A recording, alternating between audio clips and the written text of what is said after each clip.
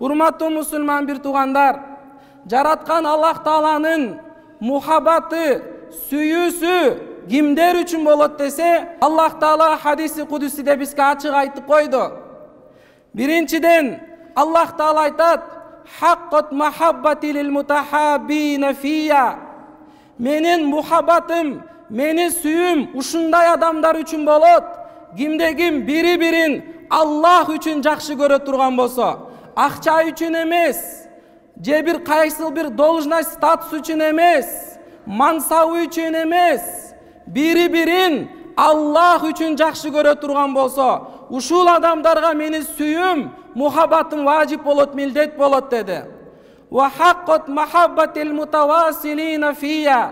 Менин сүйүүм ушундай адамдар үчүн болот. Кимде-ким бири-бири менен карым катнашты жакшынакай кармаган болсо, бири-бирибизди барып сурап, акыбалдарды сурап, карым катнашты, тууганчылыкты кармай турган болсок, Алланын сүйүүсү болот ушул адамдарга. Ва хаккат махаббати лил мутанасихина фия. Менин мухаббатым, менин сүйүүм ушундай адамдар үчүн болот.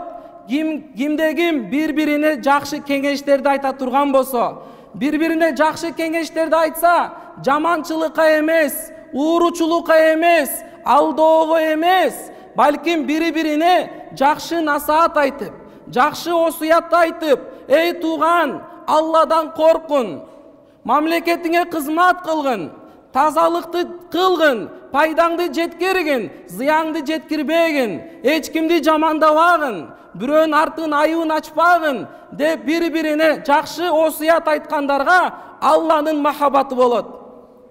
Ва хаккат махаббати лил мутазавирина фия. Аллах Таала айтат: "Менин мухаббатым, менин сүйүүм ушундай адамдарга болот. Кимде-ким бири-бирине барып, ден соолугун сурап, зыяратка бара турган болсо, бирөө ооруп калды, же бир кандай бир кыйынчылыкта дуушар болуп калды, сиз бир тууган катары, мусулман ага ини катары Алла үчүн барып ден соолугун сураган болсоңуз, Аллах Таала сизди жакшы көрөт. Ва хаккат махаббатил мутабазилина фия. Жана менин мухаббатым ушундай адамдар үчүн болот. Ким өзүнүн акчасын, малын, мүлкүн башка бир мусулмандарга иштетип жардам бере турган болсо, эгерде башка бирөөлөргө жардам берсеңиз, Аллах Таала сизди жакшы көрүп сүйөт.